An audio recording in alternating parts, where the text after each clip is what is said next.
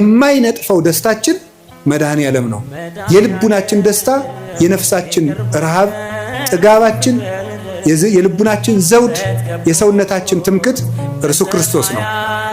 ሁሉ ነገር ሁልጊዜ አያስደስትም። አንድ ቀን ቢያስደስት፣ ክርስቶስ ግን ሁልጊዜ ደስታችን ነው። በልብስ ልደሰት ብትል ልብስን ወይ ሰዎች ይወስዱታል፣ ወይም የተሻለ ልብስ አሰፍተው የሚመጡ ሰዎች ያስቀኑና በአንተ ልብስ መደሰት ታቆማል። በጤና ብትደሰት ሲያምህ ይከፋል። በመልክ ብትደሰት ስታረጅ ይከፋል። በሚስታችሁ ብትደሰቱ ስትሞት ይከፋችኋል። በባል ብትደሰቱ ሲሞት ይከፋል። ቅዱስ ጎርጎርዮስ እንደተናገረ በሀብት ብትደሰቱ ስታጡት ትከፋላችሁ። በሹመት ብትደሰቱ ስትሻሩ ይከፋችኋል። በክርስቶስ ብትደሰቱ ግን ማንም አይወስድባችሁ። እሱን ማን ይነጥቀናል? ሁሉ ይወሰዳል። የማይወሰድ ሀብት ክርስቶስ። ስለዚህ ቅዱስ ጳውሎስ ምን አለ? እላችኋለሁ በክርስቶስ ደስ ይበላችሁ አለ። እላችኋለሁ በማን ደስ ይበላችሁ አለ?